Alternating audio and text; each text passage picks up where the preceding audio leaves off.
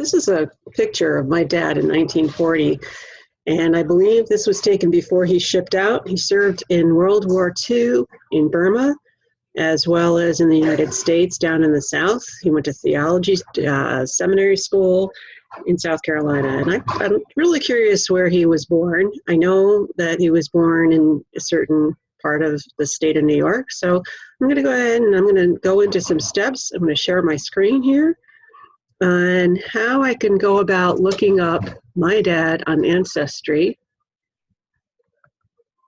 One of the places you can go in the library now, since we're out of the library, but we have access to Ancestry, is Ancestry.com. It is available through the Onondaga Public Library System and through Noble. So if you're on OCPL page, onlive.org, or if you're on noble.org, you can go to Ancestry right now, the database, and from there you can go to, you can start searching for the person you happen to be interested in knowing, which is in my case my dad, and I'm going to go ahead and type in his name. And where, I don't know where, but I know his birth year is 1922. And even if you don't know and you have an idea of where they might have lived, it's possible you can narrow down, but dates are really important when it comes to searching on Ancestry. So I'm going to run that search.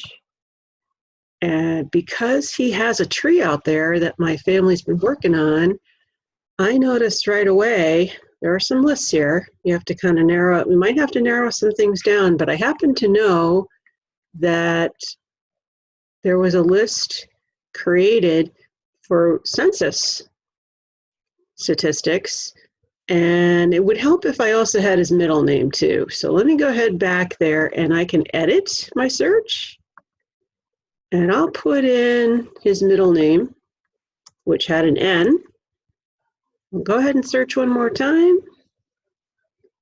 and let's see what comes up.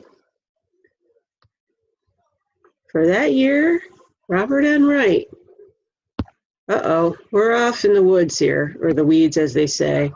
I did know that he also had, let's see, a full middle name. So I'm going to edit again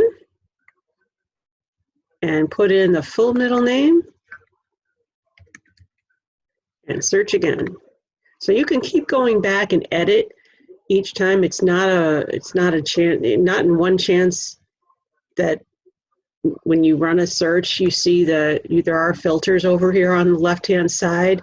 There's also records of where things are being sent from, like the census.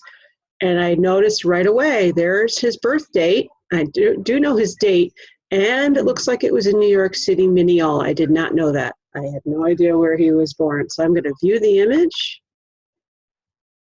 And once I see that it pops up, there's a line here, and it is showing, it's an image from the New York State Birth Index. That's pretty cool. And I can kind of scroll down on that document to see. I think it took me right where I should be, which is WRO. All right, let's go up a little bit and see where WRIGHT. Okay, WRIGHT is on the top left corner of this document, and as I scroll around, I see his name and his birth. Robert N. August 1st, Mineola. That's pretty cool. So I hope you enjoyed coming along with me and checking out a little bit more about what's going on with Ancestry from your house. Instead of walking into the library, you can get access to it through noble.org and do what I did, track down a relative of yours. Have a great day.